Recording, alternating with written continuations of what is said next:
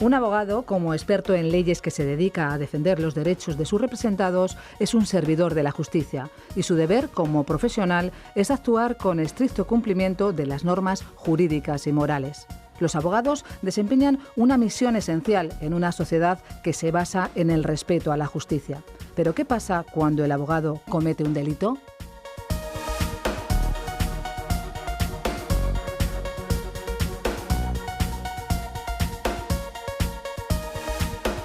Para conocer con detalle la responsabilidad penal de los abogados y la responsabilidad civil ex delicto, nos acompañan tres expertos juristas. Patricia López Peláez, profesora de la Facultad de Derecho de la UNED, nos presenta a sus invitados.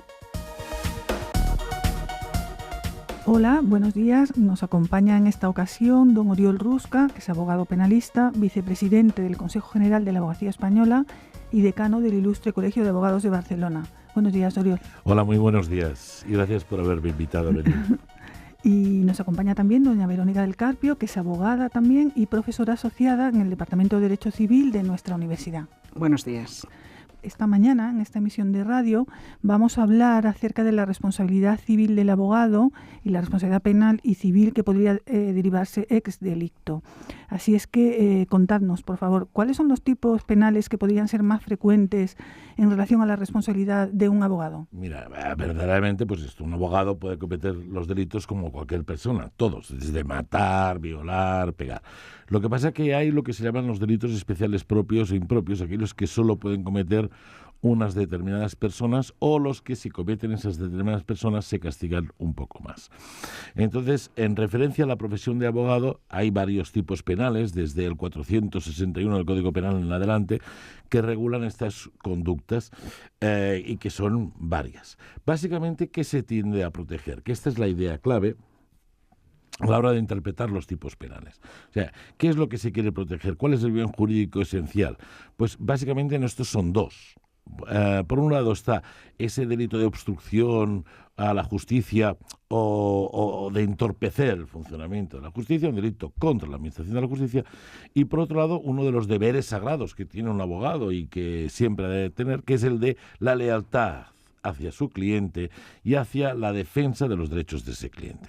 Entonces podemos encontrar tipos penales diferentes. Evidentemente, uno más obvio es que el abogado que presenta, testigos falsos, peritos falsos o documentos falsos en un proceso penal, que lo hace conociéndolo, que son falsos, y los presenta en un proceso penal en donde puedan realmente tener eficacia, en concreto en el acto del juicio oral, no en otros momentos. Entonces, evidentemente, este es un delito que cometen los abogados y que evidentemente se castiga. Que va más dirigido a la administración de justicia, a proteger a la administración de justicia, porque con este delito lo que se pretende evitar es que uno induzca un error al juez a la hora de poder emitir una sentencia que pueda ser justa. Luego también dentro de delitos de obstrucción a la justicia en general y de deslealtad profesional está uno que es bastante objetivo, que es la persona, el compañero abogado o también procurador, porque la ley normalmente habla tanto de abogado, procurador y en el fondo también de ministerio fiscal, que sería parte en los procesos penales. Pero hablamos de todo tipo de procesos, o sea, estamos hablando que esta obstrucción a la justicia es a la justicia en general, no solo procesos penales, sino también podemos hablar de procesos civiles, presentar documentación falsa y tal en un proceso civil, en un proceso laboral, en un proceso contencioso administrativo, o presentar testigos falsos, pues evidentemente es delito. En concreto, en penal, una de las conductas que se tipifican y que están castigadas es cuando un abogado o un procurador deja de comparecer en el acto del juicio oral voluntariamente, sin una causa que lo justifique, y ese juicio se va a tener que suspender y ese juicio tiene una persona en prisión provisional. Entonces, la conducta del abogado en este caso es absolutamente grave en la medida en que sin una causa obliga a que se suspenda un juicio, y una persona que está provisionalmente en prisión pues tiene que estar más tiempo en prisión del que toca. Esto es delito y evidentemente repito, solo en los juicios oral. O sea, en las otras partes del proceso que puede haber vía recursos de casación, vía recursos de apelación, vía comparecencias, no es delito. Solo habla el Código Penal del juicio oral y del acto del juicio oral. Pues bien, en causa criminal, en estos supuestos, estos delitos sí se suspende. Y en caso de que no haya preso, o sea, no haya una persona en situación de prisión provisional, es delito también la incomparecencia y forzar la suspensión de un juicio cuando sucede como mínimo 2 veces. La segunda vez que el abogado sin causa justa, o el abogado procurador, repetimos, no comparece en el juicio, pues evidentemente comete delito. Otro de los tipos penales que también hay que tener en cuenta es el de la destrucción de documentos o inutilización o ocultación de documentos que se le hayan dado traslado por la función de abogado. O sea, yo como abogado, en este caso en vía penal o en vía contenciosa, en vía laboral, se me puede dar traslado de un expediente administrativo o de una causa penal.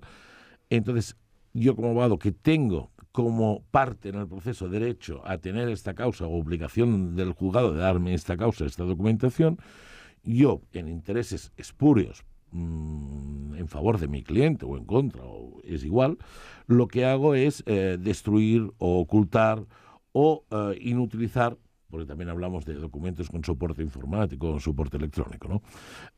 Ese tipo de prueba o ese tipo de documento que puede ser trascendente para el juicio.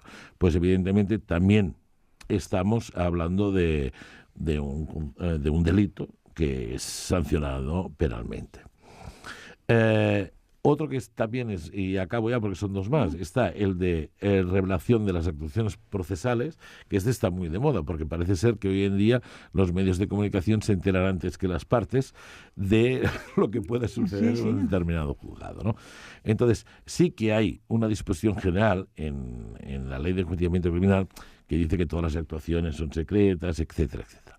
No se refiere a esto el delito. El delito, para que pueda entrar el derecho penal, tiene que ser una conducta más grave, porque el principio de intervención mínima exigiría que las conductas más débiles estén fuera del Código Penal. Con lo cual, entendemos que esta obligación genérica no es la que se protege con este tipo penal, sino lo que se protege es el caso muy concreto, cuando un juez en una causa concreta determina el secreto de las actuaciones procesales. Entonces, a partir de ahí sí que hay una especial protección a la posibilidad de dar información derivada de ese proceso. Entonces, cuando cualquiera de las partes, ya sea abogado, sea procurador, sea el Ministerio Fiscal o sea un propio juez o tribunal, revelan esta información que han sido declaradas secretas, también estamos ante uno de los supuestos de conducta típica.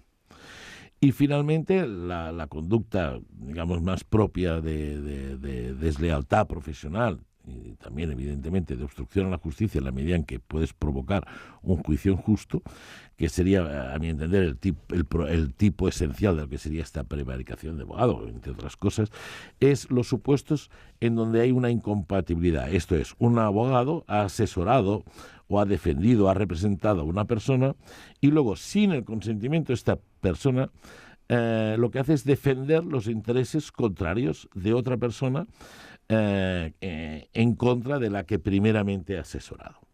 Evidentemente, este delito es el que entra directamente a lo que es la lealtad del servicio al cliente y que lo que intenta proteger es el secreto profesional. Es que yo toda la información que puedo tener de un cliente, ¿por qué? Porque es necesario para el ejercicio de mi profesión como abogado que el cliente me pueda explicar y yo pueda tener conocimiento de todo, yo esto nunca lo puedo utilizar en contra del propio cliente que me ha dado esta información. Y luego el último tipo, que es un poco de cierre, ¿no?, que es el abogado que por acción o omisión lo que hace es perjudicar de forma deliberada los intereses de su cliente, de cualquier manera, porque dolosamente, este caso sí que puede ser dolosamente o imprudentemente, porque puede ser que un abogado haya podido actuar por imprudencia. El caso más claro es el abogado que se despista y deja que una acción prescriba en cualquier tipo de procedimiento, civil, penal, etcétera, ¿no? Entonces, no lo hace expresamente. El abogado no quiere perjudicar al cliente, pero sí que lo hace por una imprudencia, a nuestro entender, grave, ¿no? Es el dejar que un cliente no pueda ejercitar una acción penal porque ha habido este despiste. Entonces, todo esto que sean perjuicios, entendemos que manifiestos, claros, de los intereses esenciales del cliente, son delitos y también, evidentemente, se deben perseguir.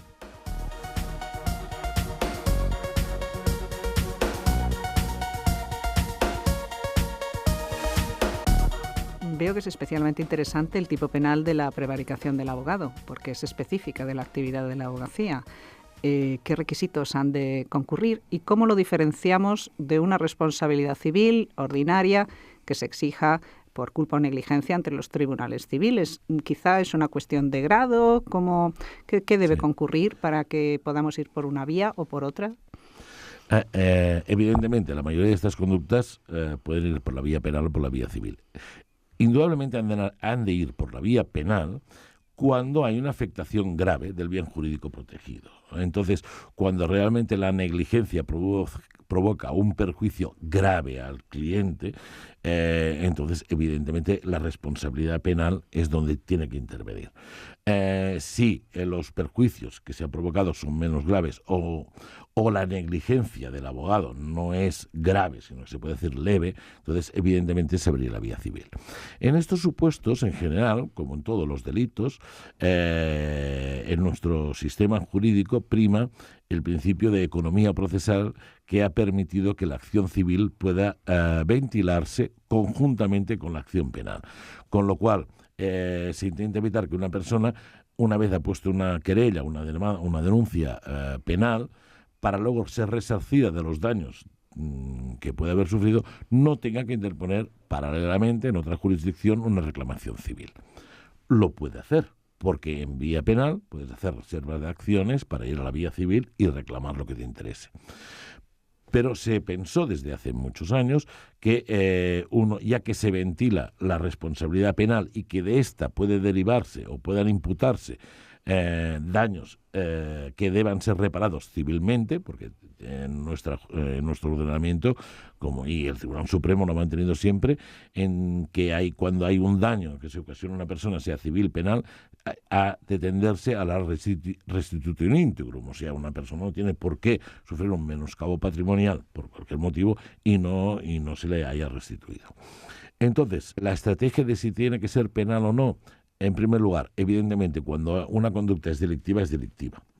Y aquí no hay vuelta de hoja. La otra cosa es si para pedir la indemnización o para resarcirnos del daño producido es prudente o no, ir a la vía penal o ir directamente a la vía civil. Esto dependerá de muchos criterios. En primer lugar, del cliente, ¿qué quiere el cliente? ¿Quiere ir a muerte y perjudicar al abogado y vengarse, entre comillas, para decirlo de alguna manera? O sencillamente tienes el interés legítimo y razonable de ser resarcido por el daño que ha sufrido. Entonces aquí es cuando se debe valorar caso concreto, en caso por caso, cuál es lo más interesante para el cliente, lo que en menos tiempo se pueda conseguir el solventarle el problema del daño sufrido, y esto básicamente es una decisión estratégica que dependerá en cada caso concreto. Normalmente, salvo casos en donde la conducta delictiva sea clara, transparente, diáfana y no haya vuelta de hoja, yo, a pesar de ser penalista, creo que es a veces mejor la vía civil, puesto que los criterios de imputación, si bien para la responsabilidad civil directa pues son los mismos, son criterios civiles, con lo cual una imprudencia levísima ya podría dar lugar a la responsabilidad civil. Si uno utiliza la vía penal, primero necesita que haya una imputación penal y que concurra la posibilidad de imputar objetivamente ese delito a esa persona, lo cual es mucho más exigente, es mucho más riguroso. Y una vez se haya superado esta fase de poder imputar penalmente y demostrar la existencia de ese delito, es cuando podremos derivar de aquí la responsabilidad que deriva de ese hecho delictivo, la responsabilidad civil. Con lo cual, ante la duda y ante las posibilidades o no de que pueda prosperar una determinada acción penal en un caso concreto, sí que es prudente, o a mi entender a veces es mejor, el poder ir directamente a la vía civil en donde los criterios son más laxos, sabiendo que incluso esa conducta, que puede ser que no sea típica porque la gravedad de la misma no comporta que la acción penal tenga que triunfar en este tema, sí que pues, seguramente podrá ser merecedora de la sanción deontológica correspondiente por esa actuación dolosa o negligente del abogado en relación a su cliente. ¿Cómo ponemos todo esto en relación con la responsabilidad disciplinaria exigible por vía colegial?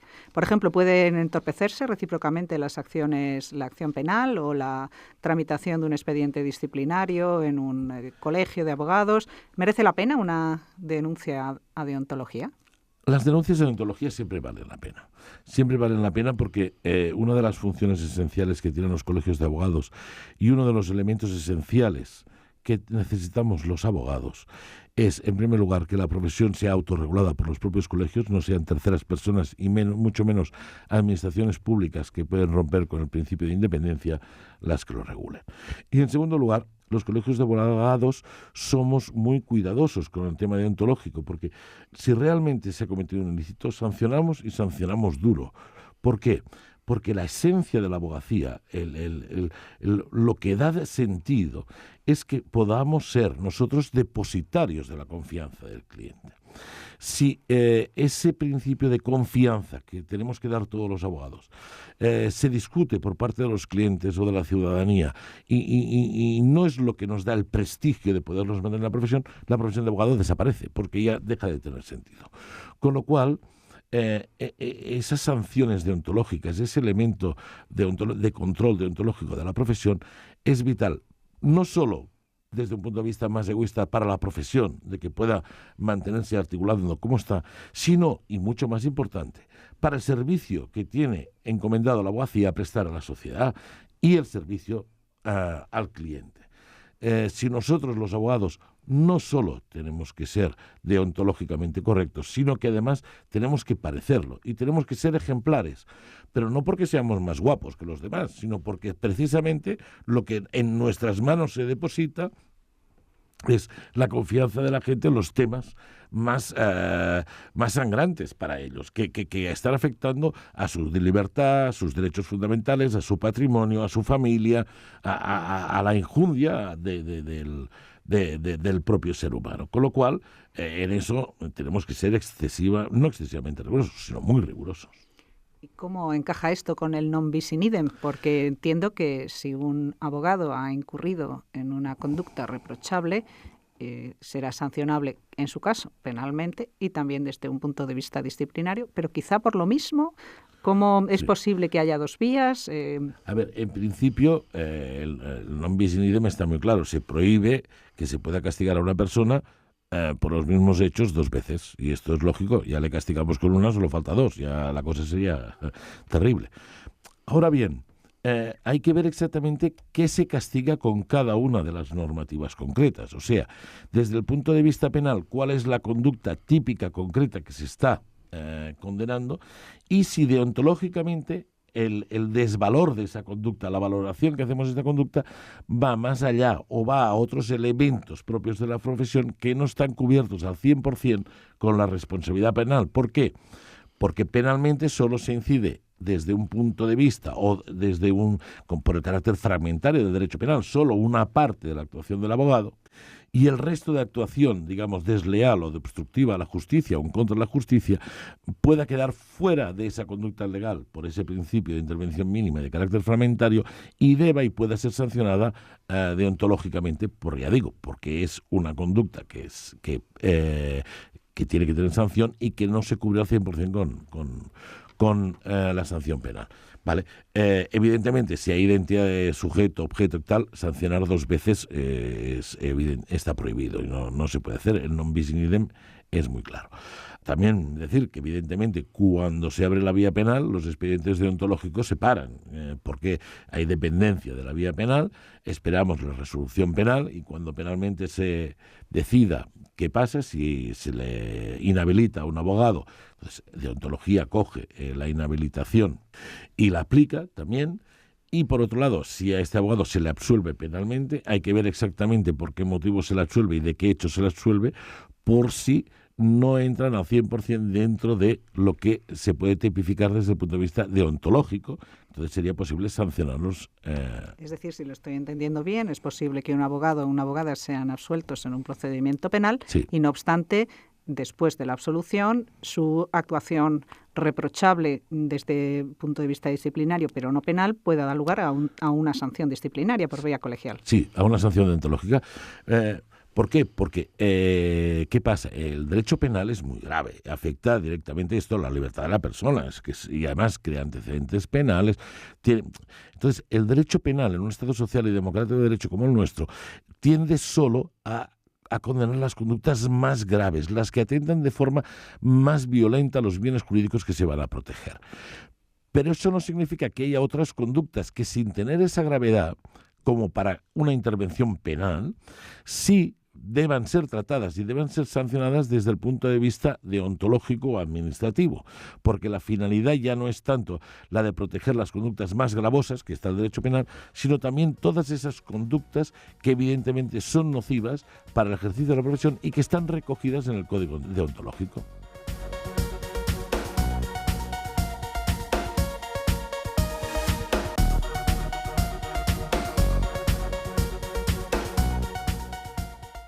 Diferencia, aparte de que naturalmente uno es una cuestión penal y otra administrativa, es que en un caso puede derivarse responsabilidad civil y en el otro no, porque por una sanción deontológica no se deriva responsabilidad civil. No se deriva responsabilidad civil, pero sí que la persona lo puede denunciar civilmente y por eso y entonces puede haber responsabilidad civil y abonarse la responsabilidad civil, porque aparte de que haya la sanción deontológica, la vía del resarcimiento está abierta siempre. Y si una persona considera que un abogado le ha perjudicado económicamente de una manera importante, pues tiene todas las vías, ya sea por responsabilidad civil contractual o extracontractual, pues la que pueda reclamar. Por eso nosotros también estamos insistiendo muchísimo que es esencial que todos los abogados tengan unas buenas coberturas por un seguro de responsabilidad civil. ¿Por qué? Porque muchas veces, ni que sea por una negligencia pequeña, puedes cometer un error. Nadie está fuera del margen de los errores. Entonces, puede dar lugar, sin que exista delito ninguno, a una responsabilidad civil muy importante por parte de un abogado. Vamos a hablar entonces de daño y de indemnización.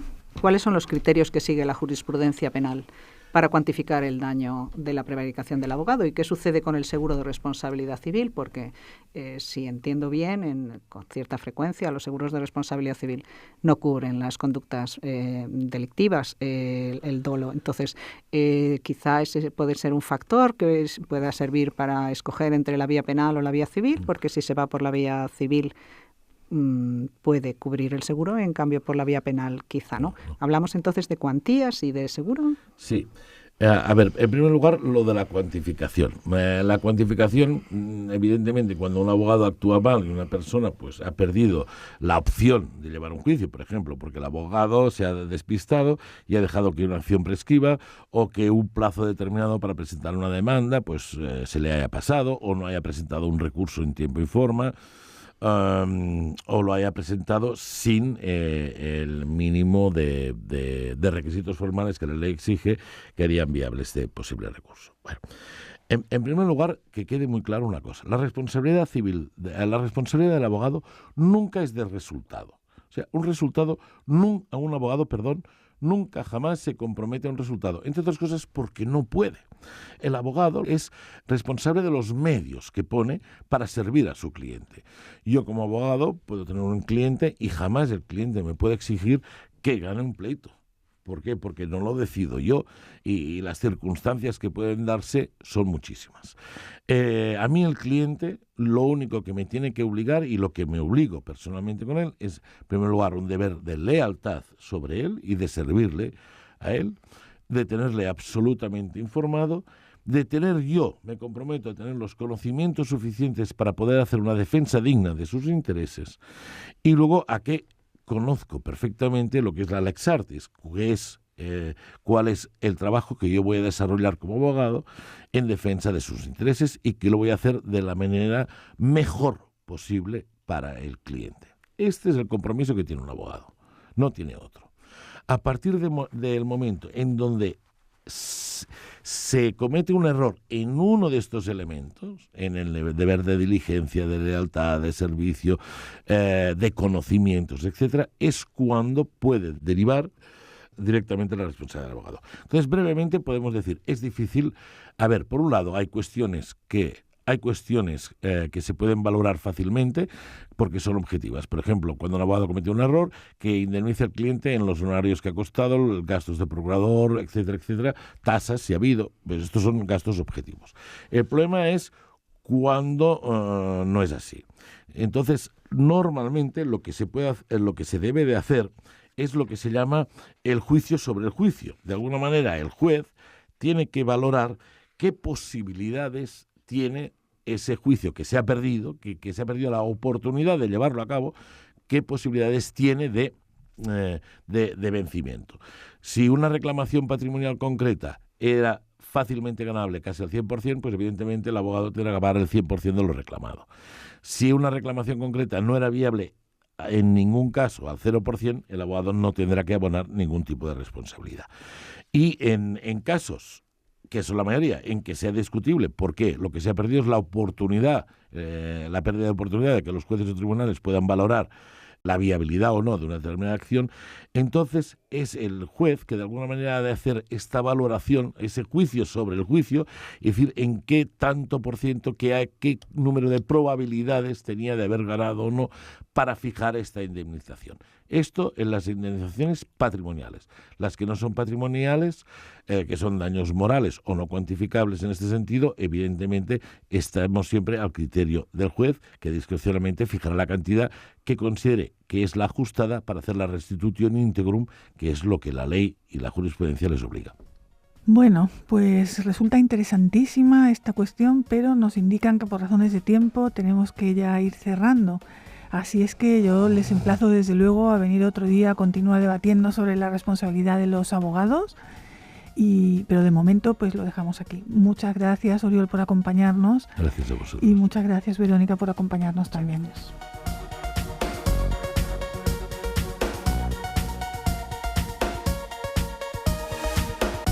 El abogado, como cualquier otro profesional, está sometido a la ley y a los deberes deontológicos de su profesión, como nos han explicado Patricia López Peláez y Verónica del Carpio, profesoras de la Facultad de Derecho de la UNED, y Josep Oriol Ruscanadal, decano del Colegio de Abogados de Barcelona.